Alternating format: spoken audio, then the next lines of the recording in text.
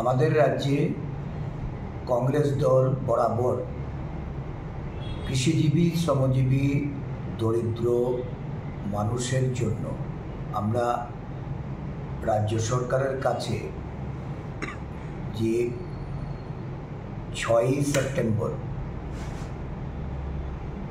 দাবি সনদ পেশ করে আমাদের প্রতিনিধি দল প্রাক পূজা এই উৎসবকে যেন আনন্দময় করা যায়, এই উৎসবের আনন্দে যেন গরিব বংশের মানুষ অংশগ্রহণ করে নিজেদের তাদের পরিবার পরিজনদের নিয়ে উৎসব পালন করতে পারে, সেই লক্ষ্যে যারা রাজ্যের বিভিন্ন প্রান্তে রেগার শ্রম দিবসে কাজ করেছেন এবং তাদের মজুরি পাওনা, এই মজুরি প্রাক পূজায় তারা যেন তাদের সরকারের তরফ থেকে মজুরি মিটিয়ে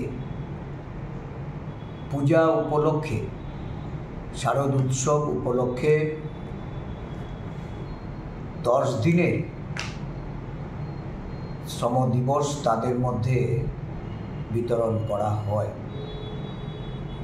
দুর্গাপুজো, লক্ষ্মী পুজো সহ আমাদের বাঙালিদের আচার অনুষ্ঠান প্রায় 1 মাস ব্যাপী।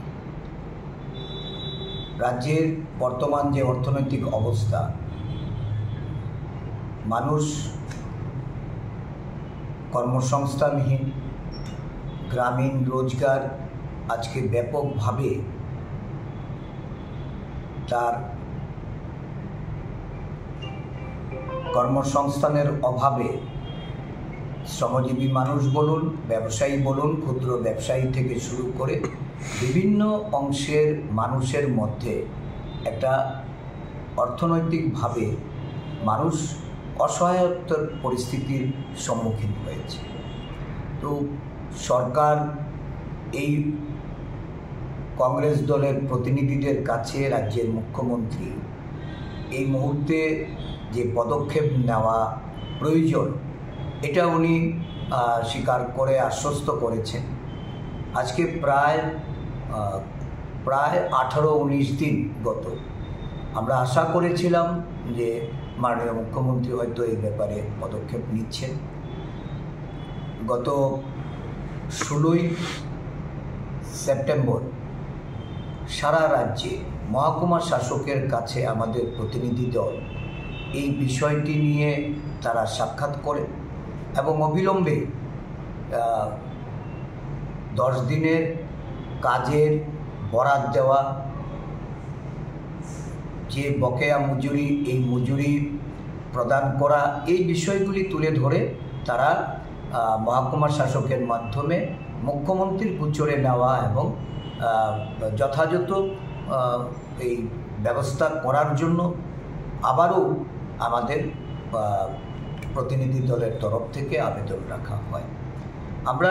আমি ব্যক্তিগতভাবে গতকাল একটা মুখ্যমন্ত্রীকে চিঠি প্রদান করেছি এবং সেই চিঠিতে যে বিষয়বস্তুগুলি ছিল, রেগার বকেয়া মজুরি প্রদান, 10 দিনের জন্য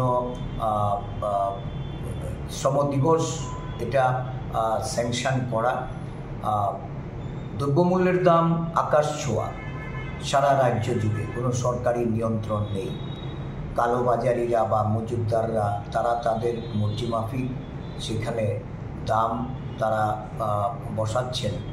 নিয়ন্ত্রণহীন এই বাজারকে নিয়ন্ত্রণে আনা এবং এই উৎসব মরশুমে যেন মানুষ তার প্রয়োজনীয় জিনিস সঠিক মূল্যে তারা যেন কিনতে পারে, তার জন্য সরকারকে পদক্ষেপ নেওয়া।